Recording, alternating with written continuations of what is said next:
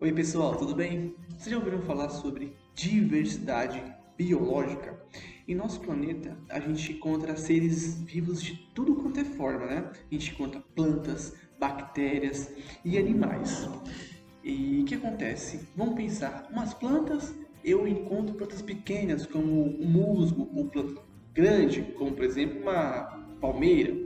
Nos animais, então, eu encontro um animal pequeno, como uma formiguinha, ou encontro um animal grande, como uma baleia, ou um elefante, ou mesmo uma girafa.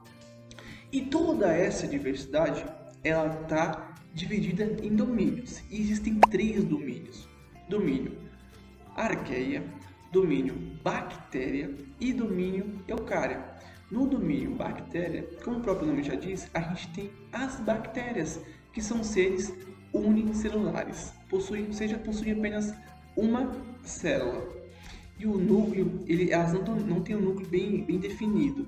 Então o que acontece? Um exemplo de uma bactéria é, por exemplo, os lactobacilos vivos, que eles são encontrados em uma bebida muito famosa aqui no Brasil. Já, por exemplo, o domínio arqueia, eles são diferentes da bactéria morfologicamente e quimicamente falando. Esses seres, eles conseguem viver em lugares bem extremos. E agora a gente também tem o domínio eucária. Esse é o domínio mais conhecido, é onde a gente encontra, por exemplo, os fungos, onde a gente encontra as plantas e até os animais.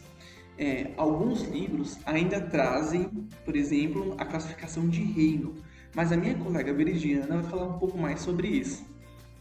Oi, pessoal, eu sou a Veridiana, também faço parte do PIB de Ciências e, como o Felipe disse, eu vou falar um pouquinho sobre os reinos.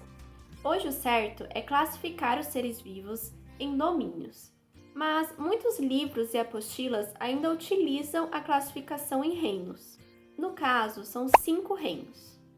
No reino Monera, nós temos os organismos unicelulares e procariontes, ou seja, são seres vivos que possuem apenas uma célula e o núcleo não está definido. No reino protista, temos os organismos unicelulares e pluricelulares, só que eles são eucariontes. Diferente do reino Monera, os organismos aqui possuem um núcleo que está organizado e protegido por uma membrana. Os seres vivos nesse grupo são capazes de produzir o próprio alimento, e por isso são denominados de autotróficos. O reino Fungi engloba organismos unicelulares e multicelulares eucariontes, que não são capazes de produzir o próprio alimento, e por isso são chamados de heterotróficos. O reino Plantae é composto por organismos multicelulares eucariontes e que podem produzir o próprio alimento. Por último, o reino Animalia inclui os organismos multicelulares eucariontes heterotróficos. Agora, vamos pensar um pouco. Em quais reinos você classificaria esses seres vivos? O cachorro, a água-viva, o cogumelo, o ipê, as algas e as bactérias. E o vírus, será que ele pertence a algum reino? Vale lembrar que todos os organismos passam pela taxonomia, que é a classificação dos seres vivos em grupos com outros seres que possuem características semelhantes.